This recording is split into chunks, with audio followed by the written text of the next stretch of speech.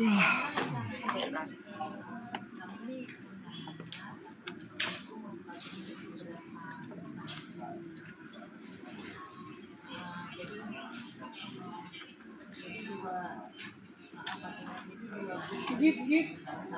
yang BKU dihapus ya.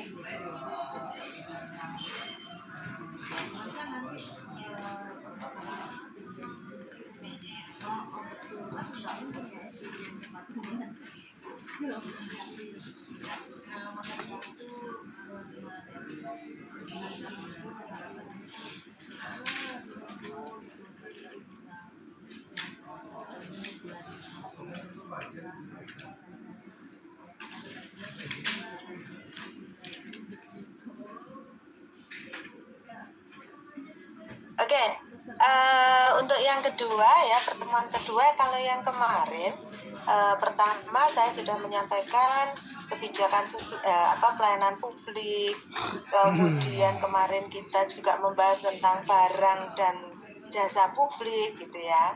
Nah, sekarang kita akan bahas paradigma pelayanan publik. Ini kalau anak dulu S1-nya adalah administrasi publik gitu ya, paham gitu ya. Ini tentang paradigma pelayanan publik ya. Nah, kalau kita bicara tentang paradigma gitu ya, paradigma itu kan cara pandang ya, cara pandang.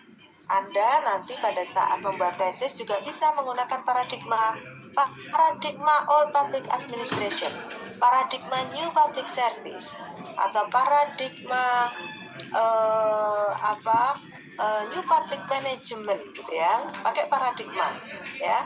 Paradigma itu adalah cara pandang gitu ya. Nah, nanti cara pandang ya, dalam hal ini nanti kita akan bahas kalau tentang public service, tentang pelayanan publik, maka nanti kita akan membahas tentang bagaimanakah cara pandang aparat penyelenggara pelayanan publik terhadap masyarakat sebagai pengguna layanan publik. Nah, itu ya, nanti yang kita bahas adalah itu.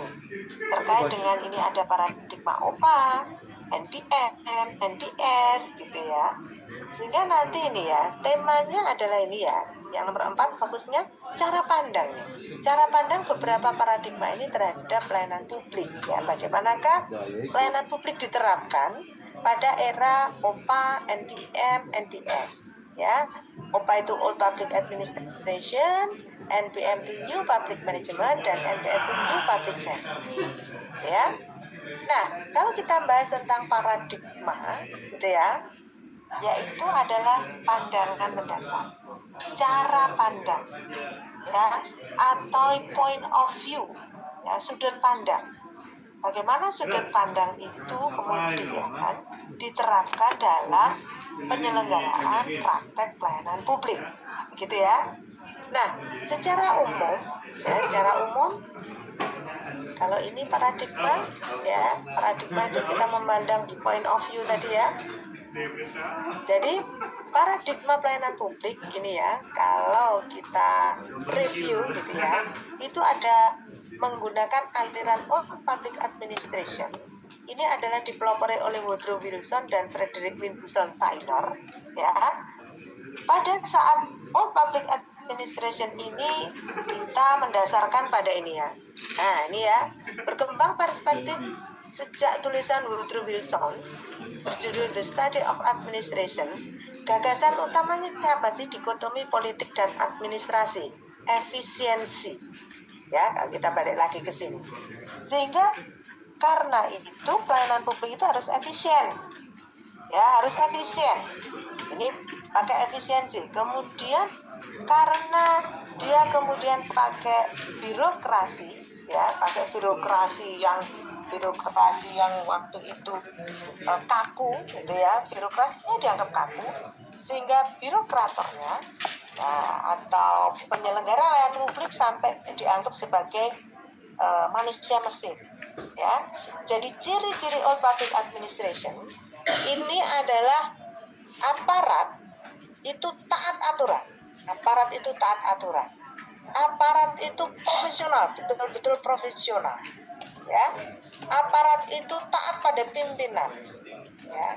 Sehingga ketika ini aparat itu taat aturan sampai disebut sebagai birokrasi yang kaku. Kenapa kaku? Karena sama sekali tidak menerapkan diskresi, ya. Sehingga kalau misalnya ada masyarakat, cara pandangnya bagaimana? Masyarakat itu sebagai klien, ya, dipandang sebagai klien. Ya ini, jadi nanti ini dicatat ya. Paradigma all public administration itu memandang masyarakat itu sebagai klien. Ya, kalau klien, saya bertanya, klien itu manut atau enggak? Namanya klien. Klien itu manut apa enggak? Anda kalau sebagai klien manut enggak dengan lawyernya? Manut ya. Nah, sehingga all public administration ini memandang masyarakat itu manut, harus manut, gitu ya. Ini yang harus dicatat, ya, harus manut, gitu ya. Nah, misalnya, ya, misalnya ya, ketika Anda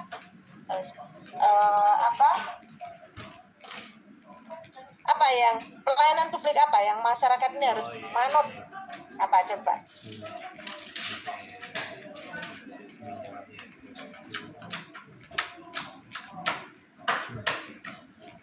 Ibu, perizinan Bu.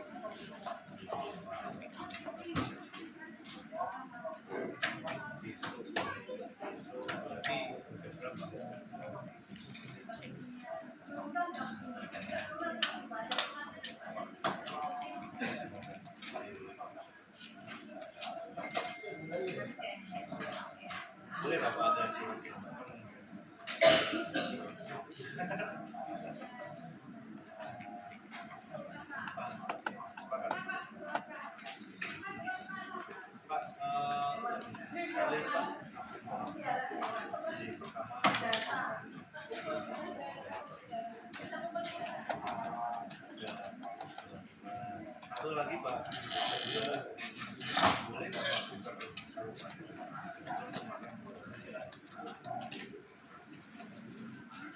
Barangkali bisa dipakai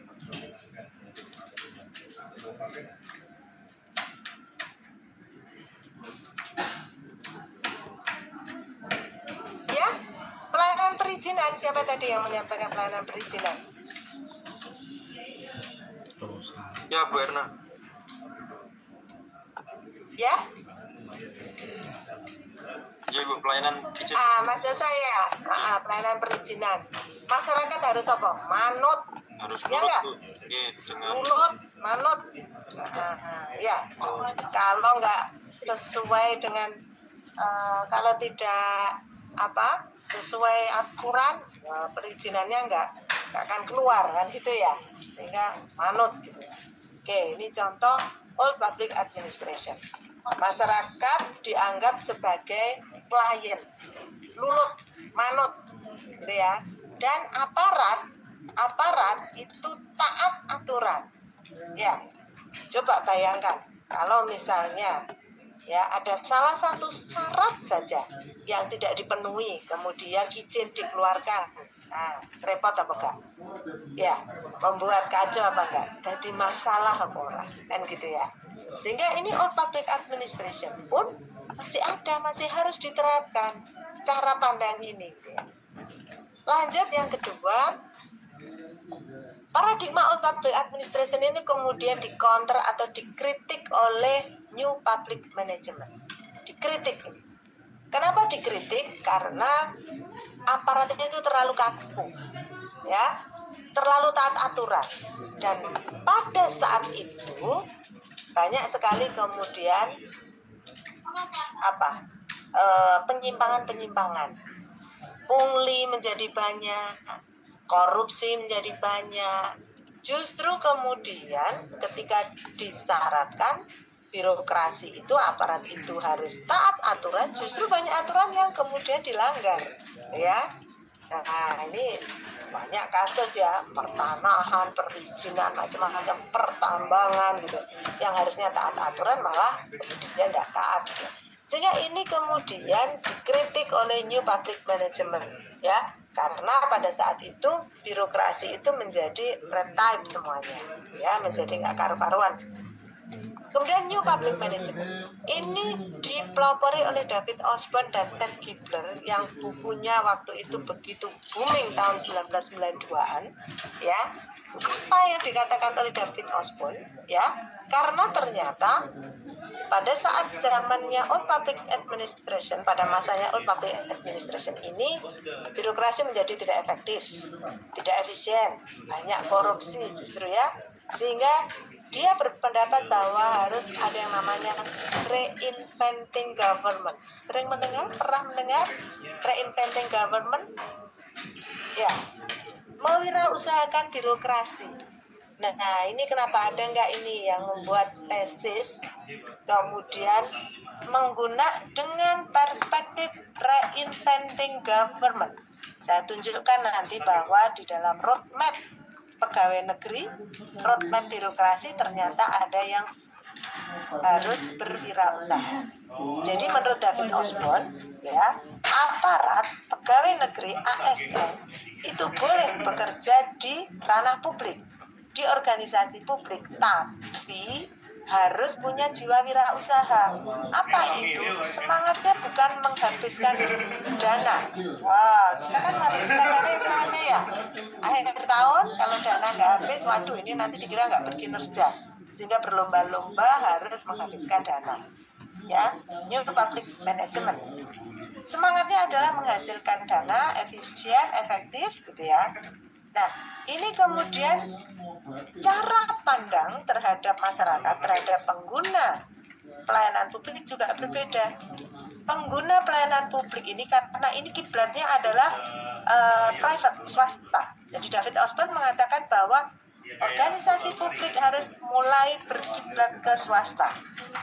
Berkiblat itu maksudnya cara bekerjanya seperti swasta, ya, efektif dan efisien, sehingga masyarakat dianggap sebagai apa? Customer. Anda bisa membayangkan kalau perlakuan seorang pengusaha kepada customer itu seperti apa? Perlakuannya seperti apa?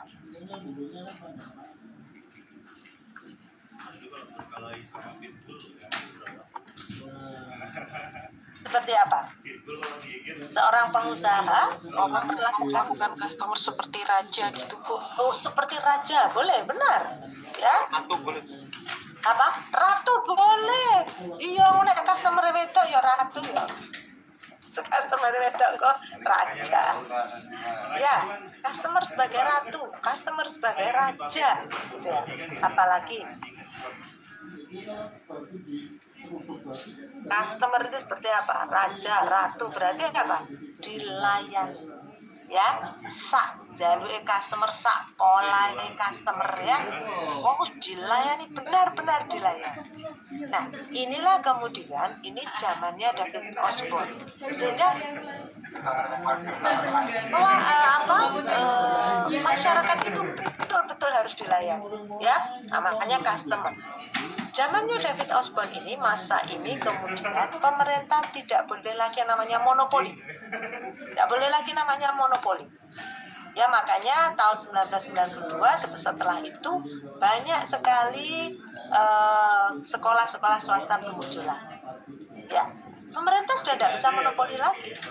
Harus ada saingan. Transportasi publik saingan. Rumah sakit, kesehatan, ya, layanan kesehatan, saingan. Ada dari swasta yang ikut berperan di dalam pemberian layanan publik, ya. Sampai sekarang kita bisa lihat, ya, bagaimana pihak swasta ikut andil di dalam pemberian layanan publik, ya. Nah, ini kemudian munculnya pihak-pihak swasta di dalam pelayanan publik itu berawal dari sini, dari cara pandangnya David Osborne bahwa organisasi publik tidak boleh monopoli, ya. Organisasi publik harus ada saingannya, organisasi publik harus meningkatkan kualitas pelayanannya. Ya, gimana mau meningkatkan kualitas pelayanan kalau dia monopoli? Ya, bagaimana sekolah-sekolah itu akan meningkatkan kualitas pelayanan? Kalau misalnya SD-nya ya siji tok, SD yang dikelola oleh pemerintah. Nah, sekarang swasta. Banyak swasta bermunculan sehingga sekolah dasar, rumah sakit ya, yang dari negeri harus bisa bersaing gitu ya. Nah, kemudian ini akhirnya banyak sekali pelayanan-pelayanan publik swasta. Kemudian New Public Management ini kemudian dikritik ya, dikonter oleh New Public Service. Den Haag mengatakan kalau kita melayani customer berarti ada yang tidak dilayani dong. Benar nggak? Kalau seorang pengusaha melayani customer berarti yang nggak customer kan nggak dilayani. Untuk apa nggak dilayani? Untuk apa dilayani? Dia bukan customer kita, kan begitu. Ibaratnya kita punya toko, ya kita punya toko apa? Toko baju yang mudah, toko baju ya, misalnya. Yang masuk ke toko kita layani. Orang yang berada di luar toko kita, yang bukan customer, yang tidak menggunakan, yang tidak akan membeli barang di toko kita, dilayani nggak kira-kira? Nggak perlu kan? Nggak perlu dilayani kan? Itu kalau pemikiran dari swasta, boleh seperti itu. Tapi New Public Service Den Haag mengatakan kita ini yang dilayani itu adalah masyarakat. Bagaimana dengan kalau misalnya ada bencana alam? Ada bencana alam. Kalau pakai paradigmanya New Public Management berarti yang dilayani tertentu saja akan sama. nenek banjir. Turun, Pak. Yang diselamatkan yang mudah-mudah saja. Oh, apa meneh yang penyelamatnya yang bapak-bapak. Yang diselamatkan yang mudah-mudah saja, yang perempuan cantik-cantik, yang mbah-mbah tua-tua wis beres. Kekirit banjir wis beres. Misalnya begitu. Ya, atau perang, pada saat perang.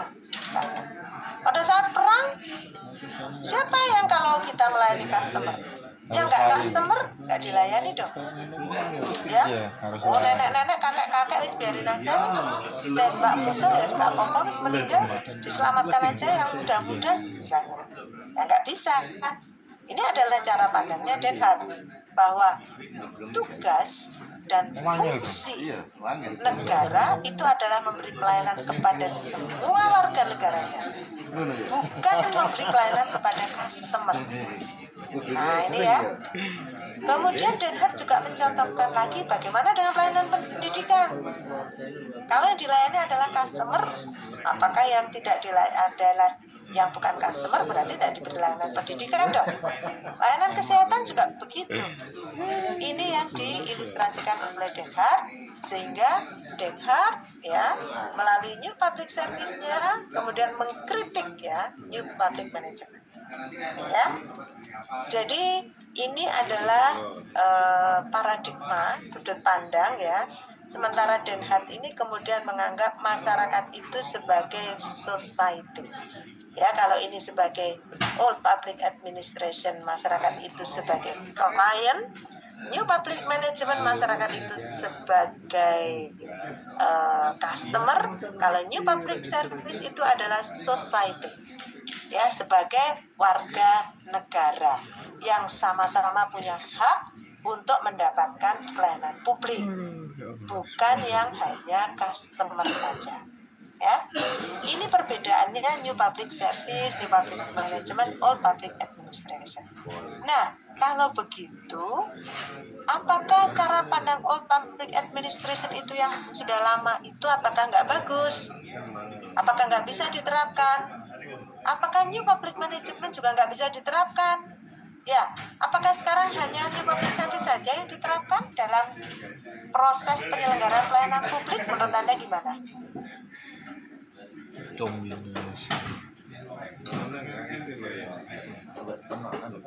Ibu, tiga-tiganya bisa diterapkan Bu untuk saat ini. Iya, tiga-tiganya bisa diterapkan.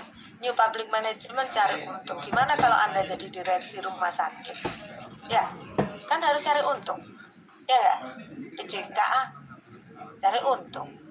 disuruh cari untung. BUMN cari untung, gitu ya. Nah, sehingga masih diterapkan. Ya, kalau all public administration ini lebih banyak pada pelayanan administrasi. Ya, kalau new public management lebih banyak pada organisasi yang public service obligation. Ya, rumah sakit, apalagi kantor pos, apalagi yang disuruh cari untung. Sampai nanya ke bagian SDM. Penerbangan, ya. BUMN itu kan mesin uang, sehingga harus cari untung, gitu ya. Pertamina cari untung, new public management, gitu ya. Cari untungnya, tapi untungnya jangan diambil sendiri, gitu ya. Ya, kalau new public service ini lebih cocok pada program-program yang melibatkan masyarakat, pemberdayaan masyarakat, ya, program-program yang harus membuat masyarakat itu aktif, ya, biasanya program-program pemberdayaan masyarakat, program padat karya, misalnya setelah kita selesai bangkit lepas dari COVID itu banyak program-program padat karya, ya, misalnya desa, kemudian ada program padat karya membuat jembatan, membuat pos kamling, memperbaiki saluran per air, ya. Nah, padat karya itu kan pakai new public service, semua boleh terlibat, ya. Ini adalah, nah ini tadi tidak usah, ini kan sudah saya jelaskan tadi ya. Ini prinsip-prinsipnya, gitu ya. Silakan nanti ini bisa dipakai teori pada saat Anda ngambil tesis, kalau temanya tentang pelayanan publik, gitu ya. Ini perbedaan mendasar, gitu ya. Perbedaan mendasar ini tadi sudah saya jelaskan semua. Melihat masyarakat, ya, kalau all public administration melihat masyarakat sebagai klien, ini sebagai customer, gitu ya. Ini sudah semuanya, ya. Saya ulangi lagi, gitu ya, yang all public administration itu berdasarkan dikotomi politik dan administrasi, ya. Jadi dia berpendapat bahwa urusan administrasi dan urusan politik itu sendiri-sendiri. Politik itu apa sih? Urusan membuat kebijakan, harus sendiri. Tugas legislatif adalah policy maker, buat kebijakan. Tugasnya administrator adalah melaksanakan kebijakan tersebut. Nih ya, ini masyarakat dianggap sebagai klien atau follower. Ya, dampaknya apa? Pelayanan publik tidak humanis. Ya, kemudian disebut administrative man. Kalau tidak sesuai tidak boleh. Ya. Oke, sudah. Ini diskusinya tadi sudah sekalian ya, sudah saya tanyakan bagaimanakah pelayanan publik itu sekarang itu all public administration, new public management, dan new public service itu masih tetap diterapkan, ya, masih tetap dipakai sampai sekarang, ya. Oke, ini selayang pandang tentang paradigma pelayanan publik, ya. Sementara itu kemudian saya akan masuk ke roadmap arah kebijakan pelayanan publik.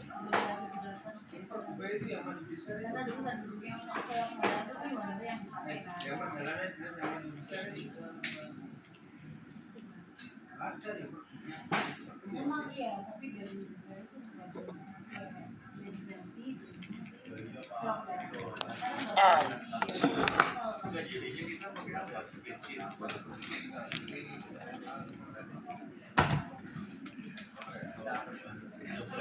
oke, sudah kelihatan? Ya, ini adalah roadmap dan arah kebijakan pelayanan publik, ya. Karena kita fokusnya adalah kebijakan pelayanan publik, sehingga kita akan banyak mencari kebijakan-kebijakan pelayanan publik, ya.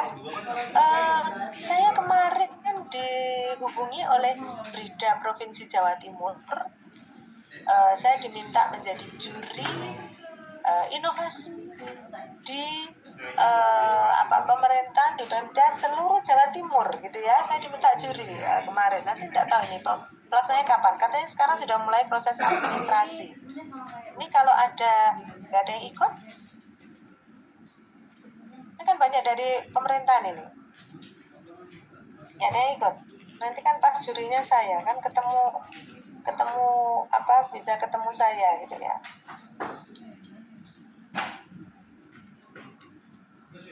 Ada yang ikut. Pengumumannya dari Brida itu di sistem katanya. Ya, untuk ASN saya yang menilai untuk ASN ya. Roadmap dan arah kebijakan pelayanan publik. Ya. Nah, pelayanan publik di Indonesia dan di negara-negara dunia harus kita lihat. Karena apa? Kita harus melihat posisi kita dengan negara-negara dunia. Ya, ini ada 8 area perubahan reformasi birokrasi. Kemudian ada Grand Design dan Roadmap pembangunan ASN Indonesia. Kemudian nanti kita akan bicara tentang case study ya dan lesson learned dari bagaimana SDM pelayanan publik di Indonesia. Nah, kita lihat data dari The Global Economic, ya, kualitas layanan publik Indonesia itu peringkat 82 dari 176 negara. Ya, sedangkan posisi 5 besar itu adalah Finlandia, Norwegia, Belanda, Swedia, dan Jerman. Ya, Finlandia itu negara yang bebas korupsi juga. Tingkat korupsinya sangat rendah sekali. Sehingga indeks kebahagiaan ya, daftar indeks kebahagiaan itu menjadi tinggi di Finlandia. Ya, sekarang kan untuk melihat suatu negara itu maju, berkembang, ya, itu kan kalau dulu kita selalu pakai Gross Domestic Bruto, GNP. GNP-nya berapa? Pendapatannya berapa? Ya, indikatornya adalah uang. Punya uang berapa? Tapi sekarang sudah bergeser, ya, bahwa indeks itu pakai indeks kebahagiaan, ya, indeks kebahagiaan. Nah, ini Indonesia indeks kebahagiaannya sampai mana ya? Kayaknya Indonesia stres terus ya. Terbukti sekarang ada yang namanya Posyandu ODGJ, Posyandu Jiwa. Wah, ya, karena angka kesetresan di Indonesia tinggi ya. Sekarang ada Posyandu Sehat Jiwa. Ada data dari United Nations e-government survey ya, itu tahun 2022, Indonesia berada pada peringkat 77 dalam pengembangan pelaksanaan SPP. Tapi lumayan. Nah, kita SPPE kita bagus gitu ya. Ya, tahun kemarin SPPE di Jawa Timur yang terbagus adalah di Banyuwangi ya, SPPE yang terbagus. Nah, ini karena semua memang harus berbasis elektronik. Nah, ini kalau kita lihat ya, ini adalah perbedaan pelayanan publik di negara-negara Indonesia dan dunia. Kita lihat data Corruption Perception Index Transparansi Internasional.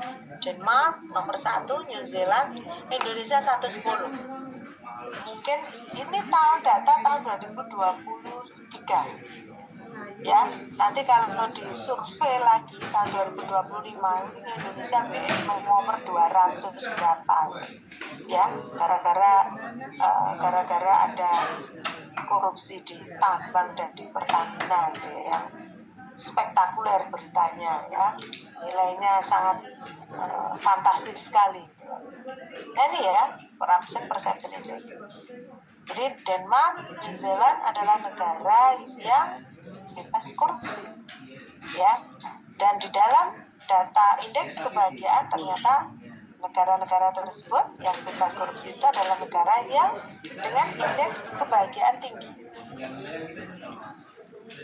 Nomor 2 ada Government Effectiveness Index tingkat ASEAN, ya. Singapura nomor 1 ini tingkat ASEAN, ya, tingkat Asia. Indonesia nomor 17. Nah, kita lihat Indonesia itu nanti pernah enggak ini nomor 1, loro, telu gitu ya, masuk 5 besar ya, pernah enggak? Corruption aja tidak masuk 100%. Ya. Global Innovative Index, ya, inovasi. Ya, Indonesia ini Indonesia 75, Switzerland 1, US 2. Trust in government lumayan Indonesia. Kepercayaan kepada pemerintah keren ya Indonesia ya, nomor 4 ya. Ternyata masyarakat kita masih percaya kepada pemerintah. Walaupun padahal demo di sana sini ya, masih percaya. Easy doing business in ASEAN, kemudahan berbisnis. Cuma di ASEAN. ASEAN kan negaranya hanya berapa sih? Singapura, Malaysia, Indonesia, Thailand, Brunei, kan gitu aja ya. Sekitarnya itu tak Filipina, gitu ya, Indonesia nomor 6. Ya, konon katanya easy doing business, kemudian berbisnis di Indonesia itu dianggap sulit karena kesulitan perizinan. Ngurus perizinannya sulit di Indonesia ketika investor mau masuk Indonesia.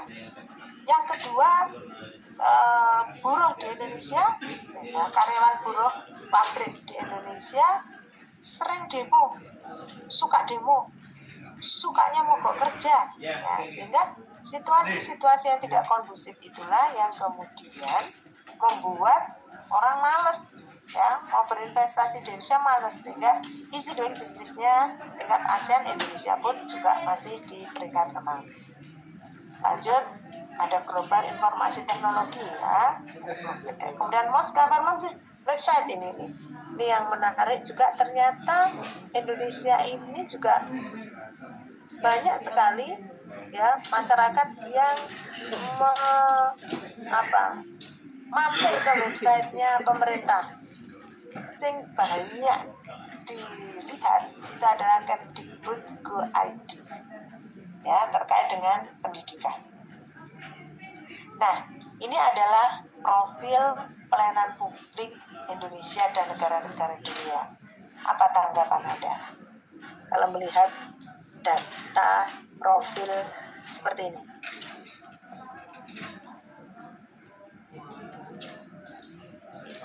Kasihan kok. Oh, kasihan yo. Sakno Indonesia gitu ya. Apa lagi?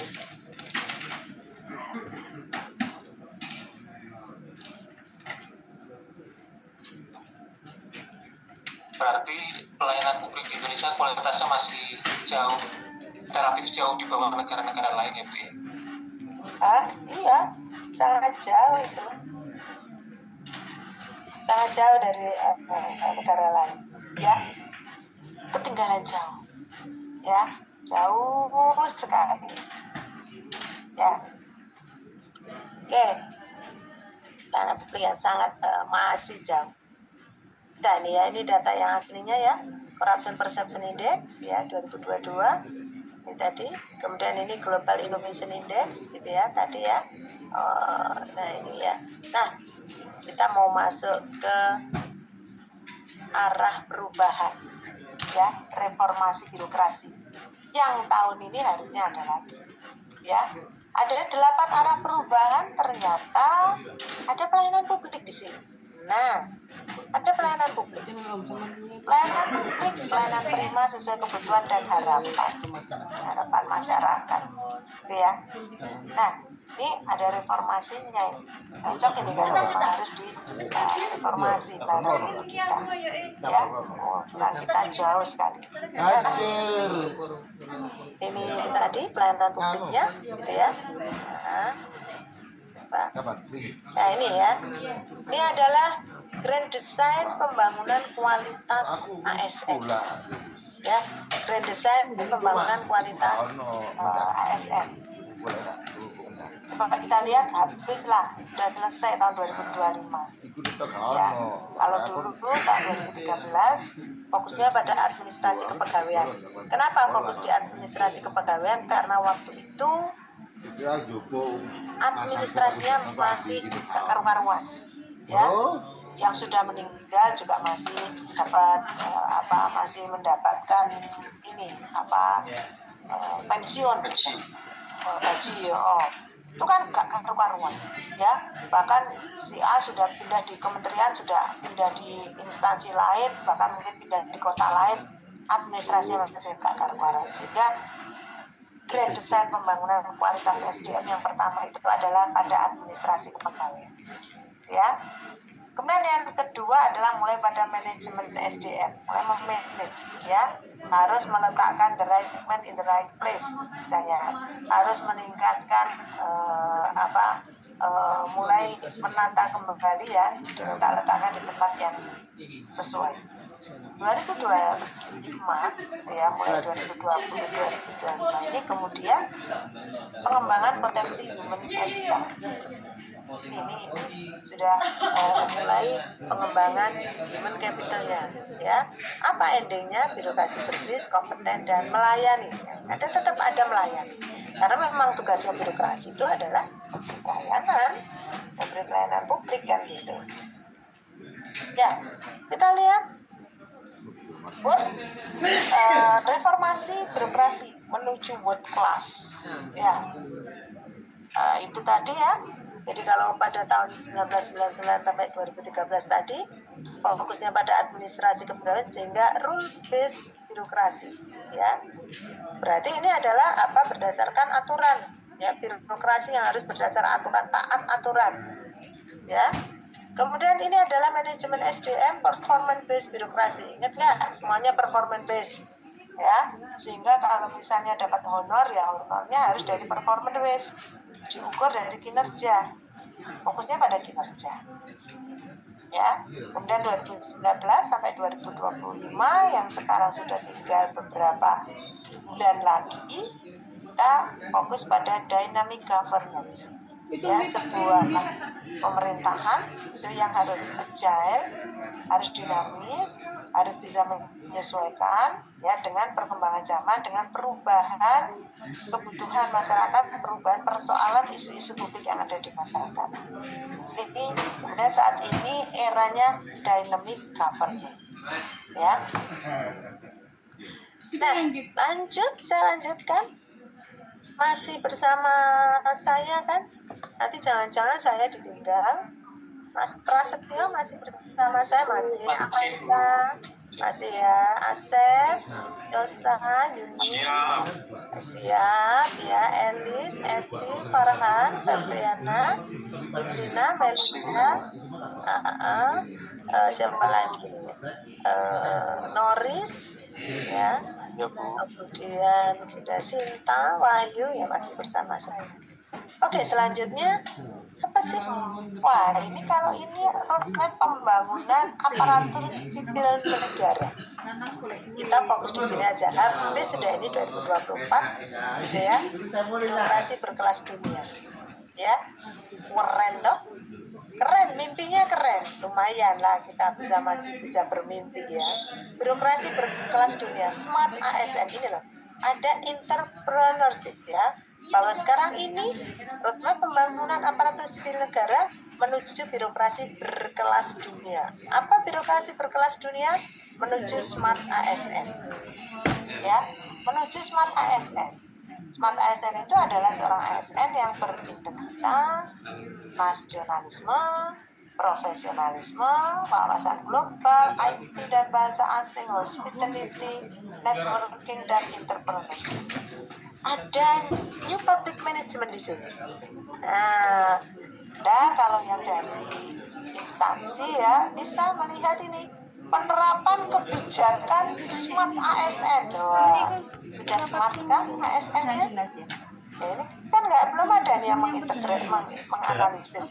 Sudah fokus pada paradigma new public management. Jadi Anda menganalisis smart ASN dari entrepreneurship-nya.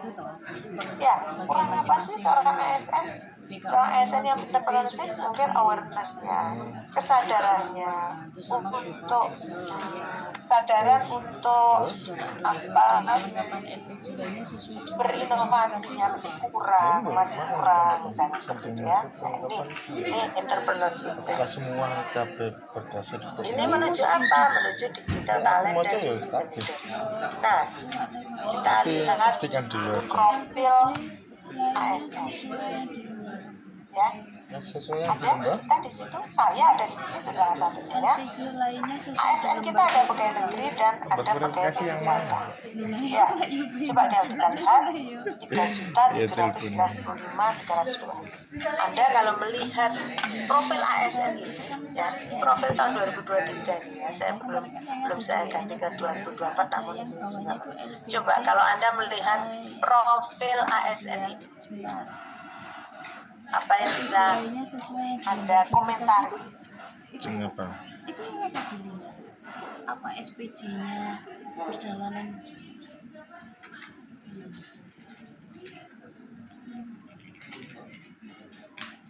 Kenapa?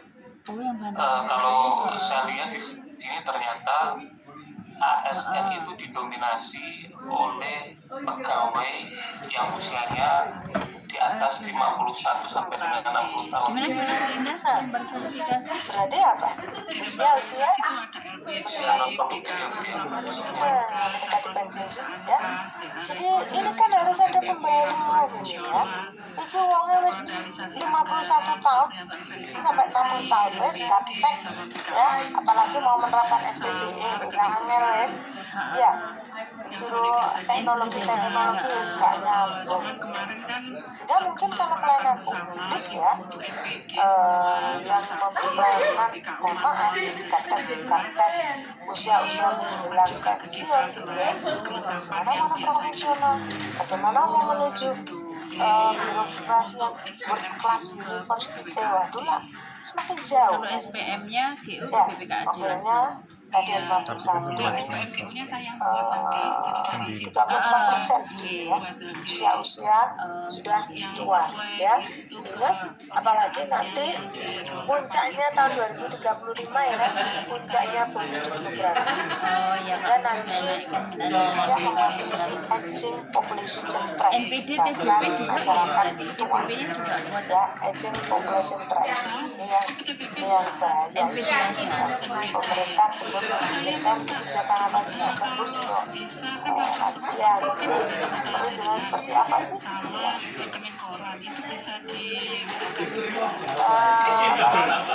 proses pengawas ada 6% anggota JPT ya.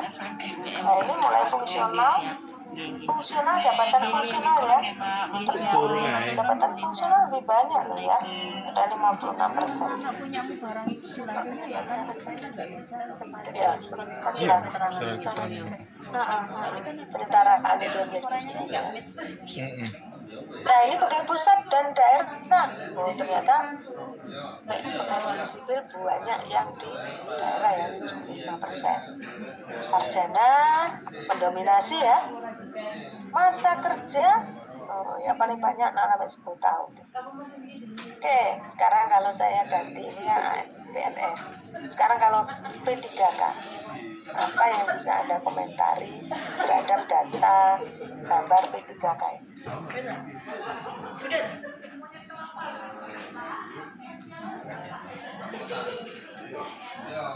Kebanyakan milenial. Milenial, iya, ya. 21, 30, 31, 40 banyak sekali. Ya, mudah-mudah. Banyak mudah-mudah. Ibu didominasi oleh tenaga pengajar, Bu. Ya, tenaga pengajar karena memang P3K kemarin semangatnya pertama adalah menyelamatkan para guru ya, agar bisa semuanya diangkat ya. Makanya kemudian ada mekanisme P3K ya. Nih, didominasi P3K banyak sekali ya. Kemudian P3 teknis ya, badannya ya, kesehatan, P3K pertanian.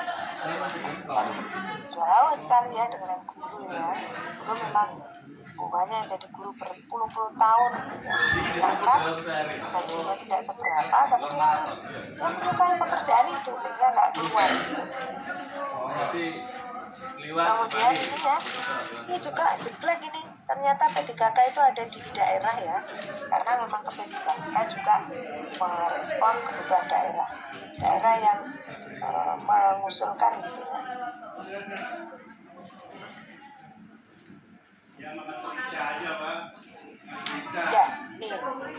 sangat jelek sekali. Kemudian dari ini juga sarjana 89 ya. Ya, masa kerjanya ya baru 0 sampai 10 tahun, jadi muda-muda masih baru sekali ya. Itu ada 4.809 ya, ya sekali. Oke, nah ini tadi ya, tadi yang kalau di sana ini sudah saya kasih ya, bagaimana birokrasi kita itu bisa menyamarkan, bisa memantaskan ya. Tadi kan endemiknya birokrasi kelas dunia, birokrasi berkelas dunia seperti apa ya?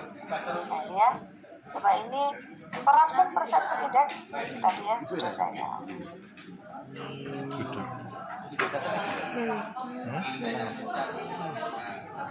ya. Hukum Oke. magister Thank hukum, you. nah. Tidak ada Iya, diskusi. khusus sing Saya anak akan pembelajaran hukum. memberi satu artikel Sing saya. semester kita kan. Nanti Anda bisa review gitu ya. Artikel saya semuanya tentang public Iya, service, kan aku tentang magister pelayanan kebijakan. publik. Nanti kalau misalnya coba dari artikel itu seolah-olah Anda adalah policy maker, ya. Ini artikel saya yang kemarin terbaru terbit itu adalah APH tentang anak bermasalah dengan hukum. Ya, sebentar saya share.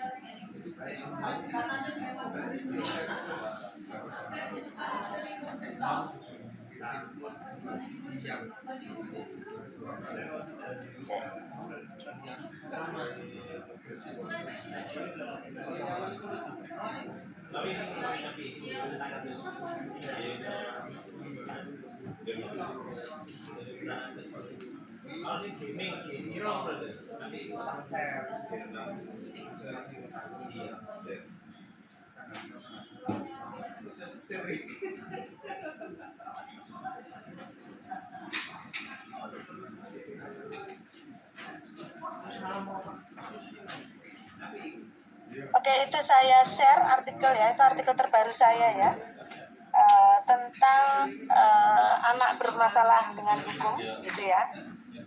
Silakan, coba silakan didiskusikan.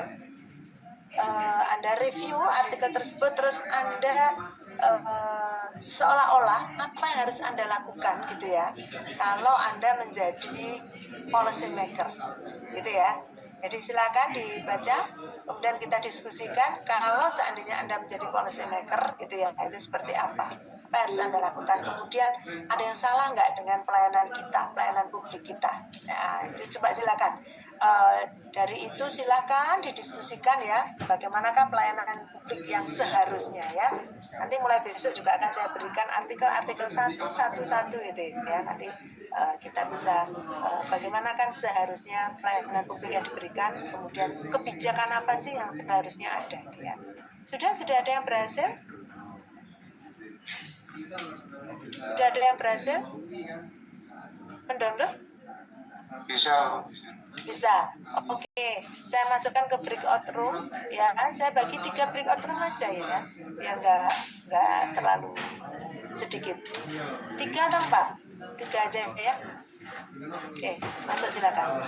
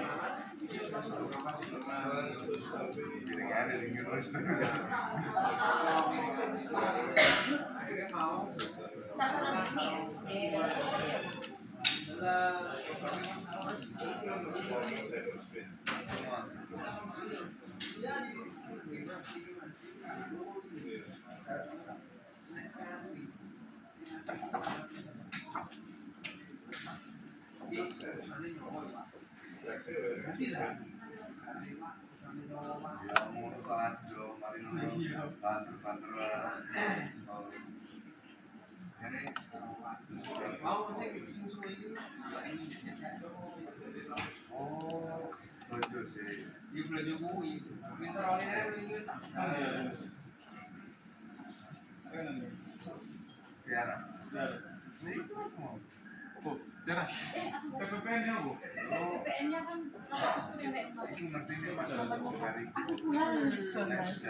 harusnya sama langsung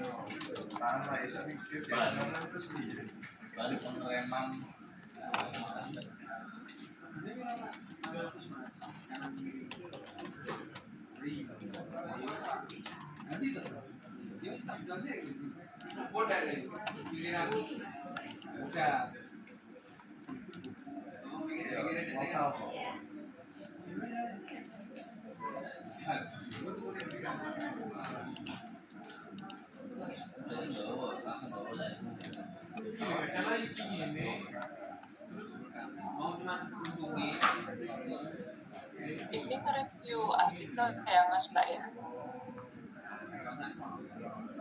Oke Mbak. Ya baca. Kayaknya kita melihat sebagai kalau kita bikin sebagai pembuat kebijakan gitu ya. Ntar aku mau coba baca artikel. Oke Mbak.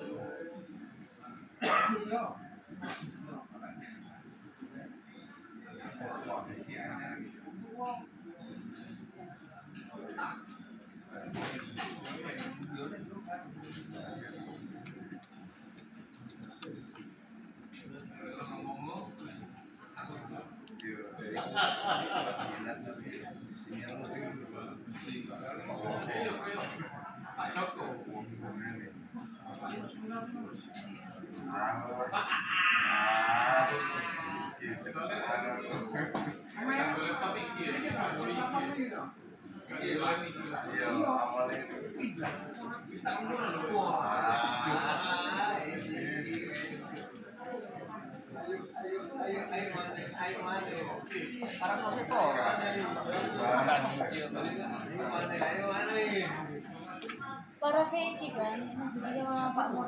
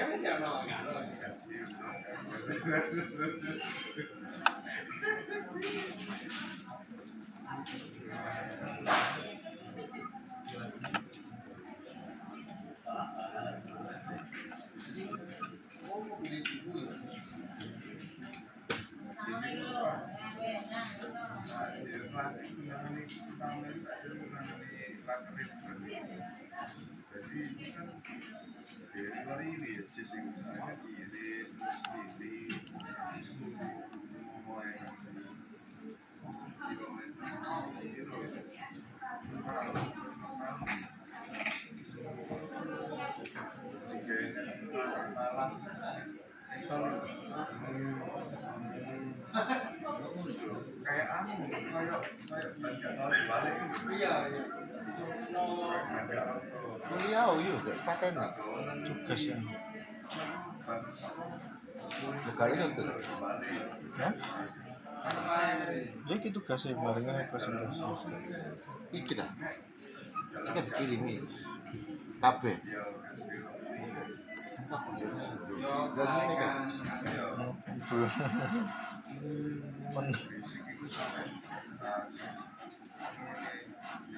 bibir nih kayak cak hei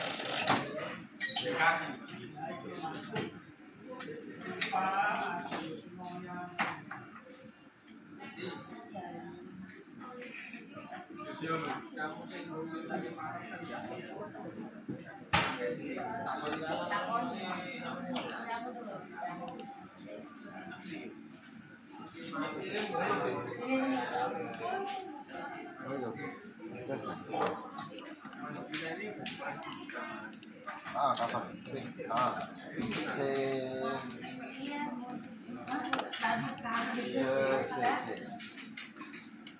Seribu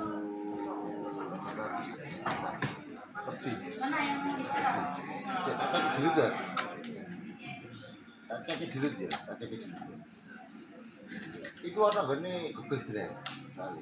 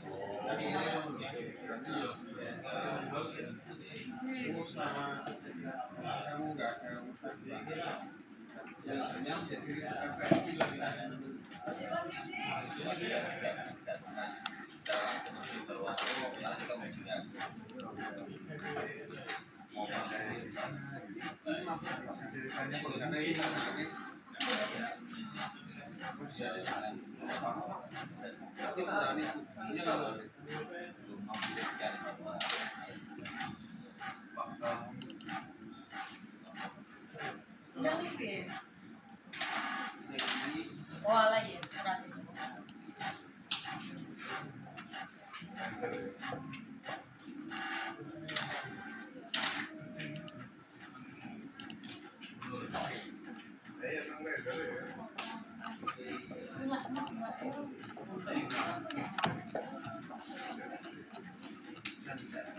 Iya terus.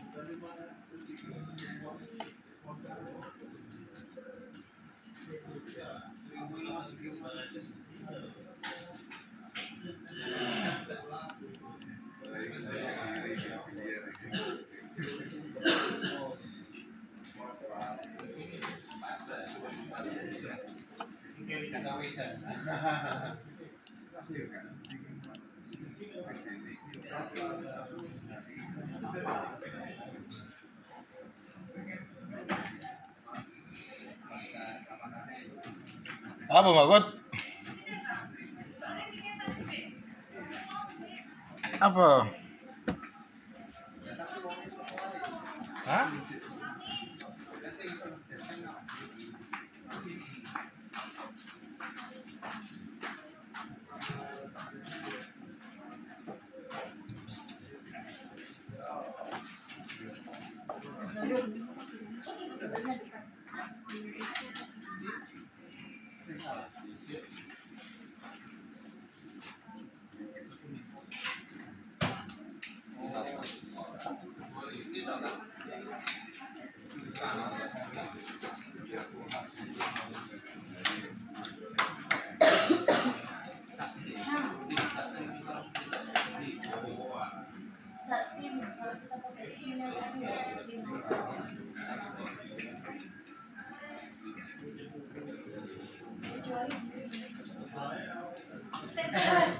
Si aku belum selesai ngomong, ya Allah.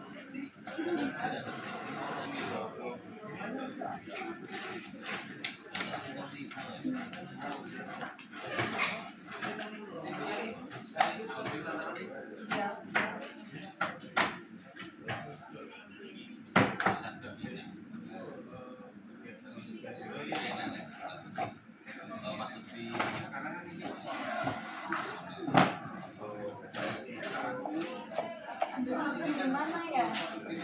Nggak ada lah.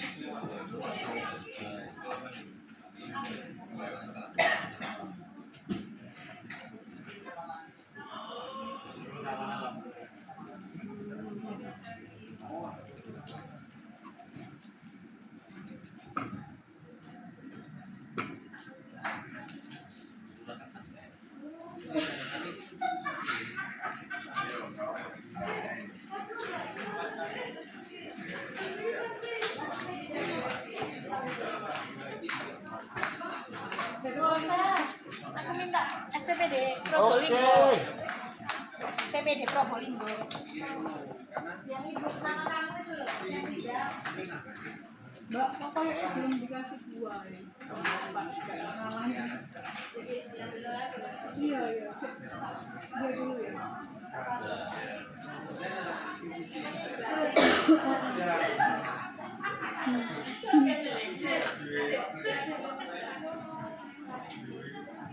Lah iya.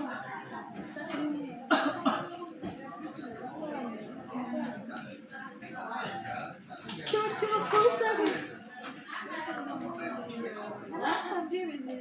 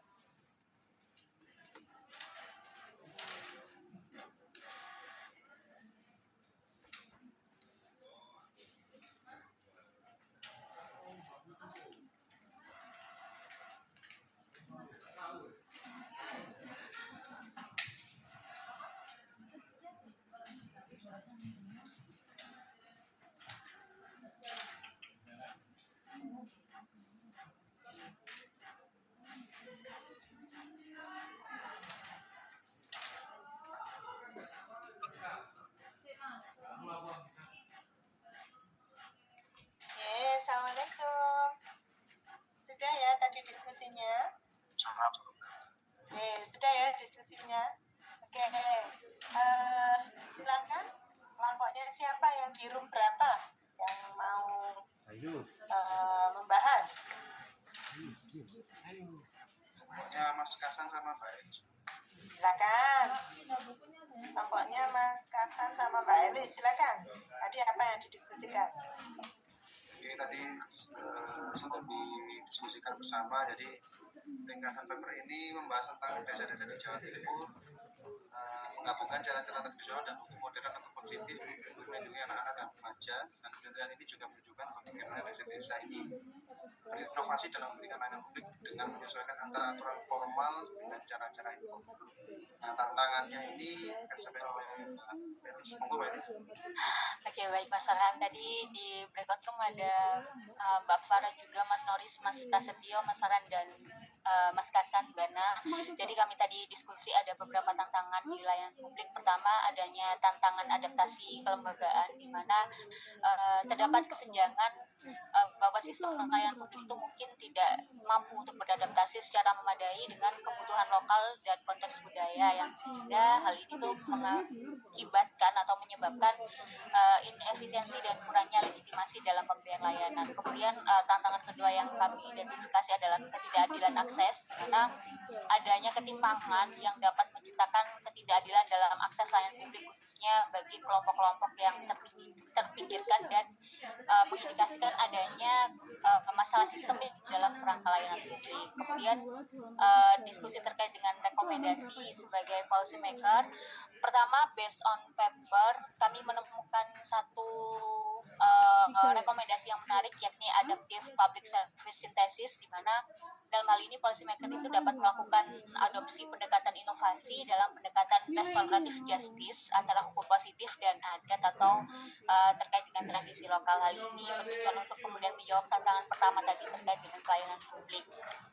Kemudian yang kedua, hal yang disarankan masyarakat itu dapat berinovasi dalam pemberian layanan sekaligus mengintegrasikan bagaimana tradisi hukum yang berbeda dan mempertahankan legitimasi kelembagaan di berbagai bidang normatif. Nah, dalam hal ini policy maker itu dapat menekankan adanya layanan publik yang berbasis co-production, di mana co-production ini menjadi salah satu tools dalam public governance yang mengedepankan bagaimana penerima layanan itu juga berkontribusi dalam proses pemberian layanan. Nah, co-production ini meliputi 4 hal, mulai dari co-commissioning, kemudian co-design, co-delivery, hingga co-assessment, sehingga kemudian layanan publik ini bisa menjangkau kebutuhan secara aktual dari masyarakat itu sendiri. Mungkin itu saja Bu Ena diskusi dari breakout room kami tadi. Terima kasih.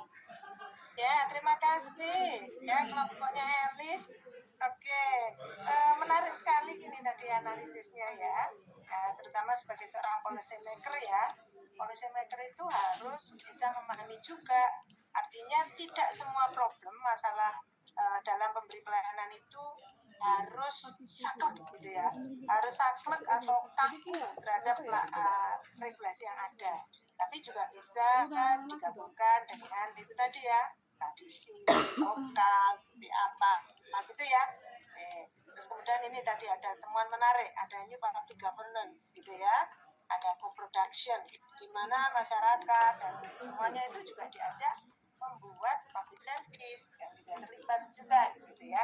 Jadi kayak menarik sekali ya. Ada kelompok lain yang mungkin mau menyampaikan apa yang didapat?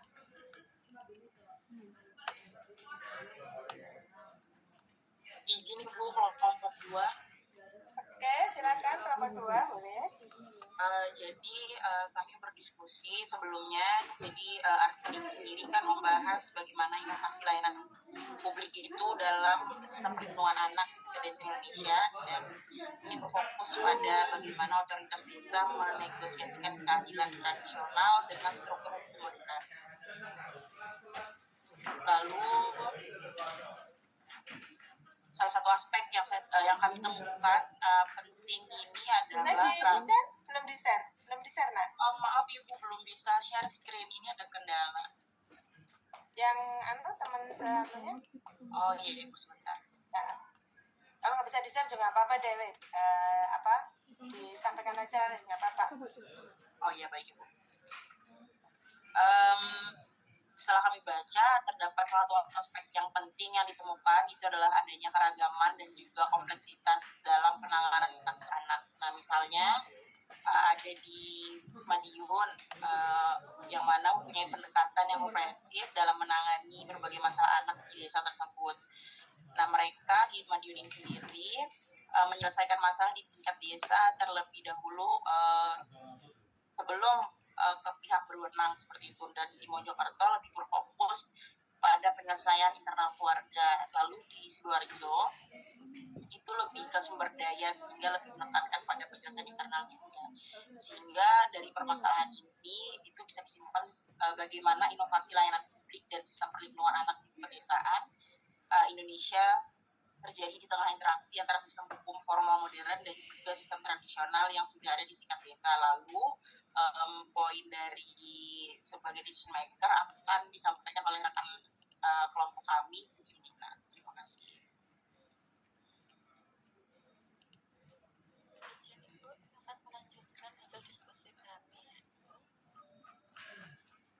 Artikel ini juga membahas dinamika kekuasaan dalam proses pengambilan keputusan yang melibatkan banyak pihak, lalu adanya keterlibatan lembaga formal seperti kepolisian dan layanan sosial yang bervariasi antar desa, dipengaruhi oleh jarak geografis dan kepartaan kasus. Letak desa yang dekat pusat kota, misalnya Sidoarjo, lebih sering berkonsultasi dengan polisi dan layanan sosial, sedangkan desa terpencil, misalnya Nganjuk, lebih sering menangani kasus secara mandiri karena keterbatasan akses ke lembaga formal. Sebagai seorang decision maker, langkah-langkah yang dapat dilakukan adalah memberikan pelatihan kepada kepala desa, tokoh masyarakat, dan pemuka agama tentang perlindungan anak, hak anak, serta prosedur hukum yang berlaku agar mereka dapat mengambil keputusan yang lebih adil dan efektif. 2. Mengalokasikan dana khusus untuk perlindungan anak seperti pelayanan konseling, penyediaan rumah aman, dan memperkuat sistem pemetaan kasus agar terdokumentasi. Artikel ini memberikan wawasan tentang inovasi layanan publik dalam sistem perlindungan anak di pedesaan Indonesia. Ya, Bu. Silakan dilanjutkan, Mbak. Mungkin itu saja Ibu dari kelompok kami. Terima kasih. Ya. Oke, terima kasih Mbak Melinda dan Bu Imrina ya, yang tadi sudah mendetailkan tadi masing-masing ya, karena penelitian ini memang di Mojokerto, Sidoarjo, Madiun gitu ya. Jadi ternyata berbeda-beda gitu ya cara menyelesaikannya. Gitu ya. Sebagai informasi, ini adalah penelitian saya didanai oleh Dana Dikti ya. Jadi nanti besok saya kasih semua artikel-artikel saya itu didanai oleh Dana Dikti. Jadi ini menarik sekali ini ya. Oke, lanjut. Satu lagi kelompok dari breakout room 1. Silakan yang breakout room 1.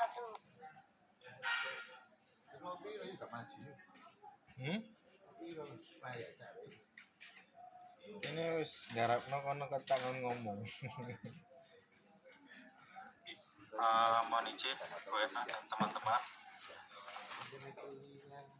untuk hasil diskusi singkat kelompok kami, kelompok 1, yaitu bahwasanya artikel ini meneliti tentang pola inovasi pelayanan publik dan kelembagaan dalam sistem peradilan anak di pedesaan melalui analisis sistematis terhadap praktek di 5 desa di Provinsi Jawa Timur. Yaitu dia menganalisis bagaimana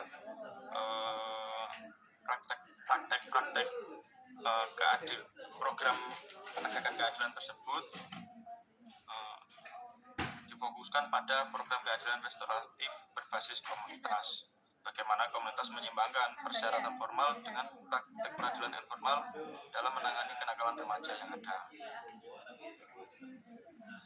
Penelitian ini menggunakan metode grounded theory konstruktivis dengan meneliti bagaimana pemangku kepentingan itu menavigasi batas kelembagaan formal dan informal. Lalu penelitian ini juga mengungkapkan bahwasanya desa-desa itu membentuk administrasi peradilan anak dengan mengintegrasikan antara otoritas tradisional dan kerangka hukum formal. Jadi dinamika kekuasaan dalam peradilan anak ini melibatkan pemimpin yang sudah mapan serta peran resmi yang dipengaruhi oleh hierarki sosial dan praktik budaya. Desa-desa di pedesaan ini menciptakan berbagai saluran di mana komunitas merancang jalur unik antara persyaratan formal dan kearifan lokal untuk menangani peradilan anak itu sendiri.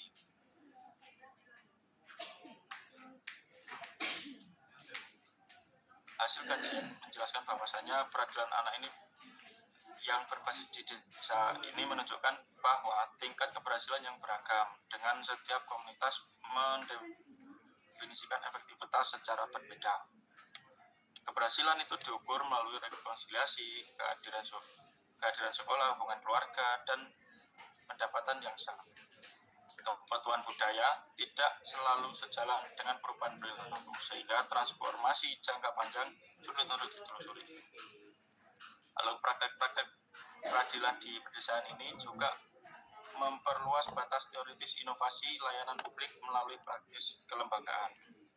Di dikaitkannya dengan pluralisme hukum dan kerangka nilai publik dengan menyoroti sistem kelembagaan dalam penyelenggaraan layanan.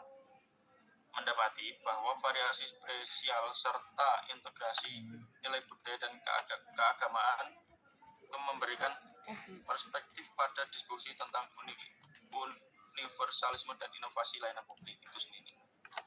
Lalu di situ dijelaskan bahwasanya peneliti juga mengungkapkan hambatan dan isu keberlanjutan dalam keterbatasan sumber daya, ketidakpastian hukum, dan batasan sistemik yang mempengaruhi hasil kasus peradilan anak di desa-desa tersebut. Lalu dokumentasi dan pencatatan menjadi tantangan kelembagaan utama yang berdampak pada manajemen kasus dan evaluasi hasil. Realitas ekonomi, bias gender, dan kurangnya ruang berkumpul yang memadai semakin membatasi efektivitas dan keberlanjutan sistem peradilan desa. Nah, di sini disimpulkan bahwasanya kajian tersebut dapat memperkaya dan memperkaya pemahaman teoritis tentang adaptasi kelembagaan dan inovasi layanan publik. Mungkin itu benar diskusi singkat dari kelompok kami. Mohon maaf. Assalamualaikum warahmatullahi wabarakatuh. Waalaikumsalam ya. Terima kasih kelompok 1, kelompoknya Mas Susan, gitu ya. Semuanya lengkap ya. Jadi kalau misalnya diurut, tadi harusnya yang presentasi Mas Susan dulu. Ya, karena menganalisisnya dari cara pandang dari artikel ini ya. Artikel ini menceritakan gitu ya. Kemudian selanjutnya yang kedua dilanjut dengan kelompoknya Mbak Himrina tadi, ada kelompoknya Mbak siapa tadi? Mbak Himrina tadi ya Mbak Melinda, Mbak Ajaran, tadi ya. Nah itu kan lebih mendetailkan per desa. Nah, terakhir kelompoknya Elis. Tadi sebenarnya pas tadi ini kalau nyambung sebenarnya. Kalau berurutan nggak apa-apa. Tapi ini celong-celong nggak apa-apa ya. Temanya pas. Oke. Sudah cukup sekian gitu ya diskusi kita. Nanti minggu depan kita bertemu lagi ya. Sekalian saya akan menjelaskan tentang marketing pada sektor publik ya. Ternyata sektor publik itu perlu marketing gitu ya. Nanti juga akan saya berikan saya berikan artikel juga gitu ya. Oke, sebelum saya akhiri ada pertanyaan. Bu Erna mau izin untuk materinya, Bu. Oh, materinya ya? Materinya tadi saya kirim? Belum, Ibu.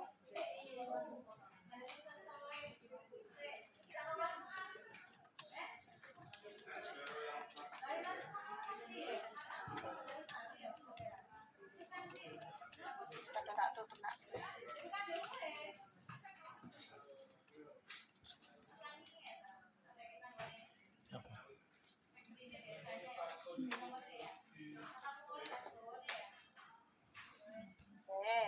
Nah, kok sudah tak tutup ini tadi? Enak baca. Wis. Apa ini?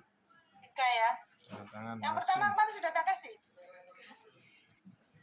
Belum juga, Bu Erna.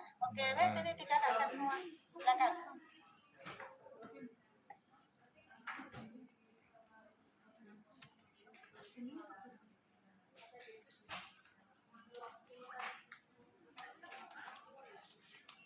Apa ini?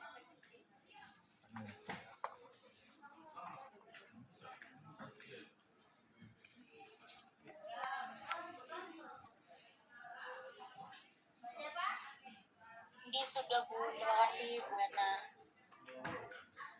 Oke, terima kasih ya. Saya tutup bisa ya. Ya, sehat semua, gitu ya. Makin semangat semua, terutama membuat proposal. Ya.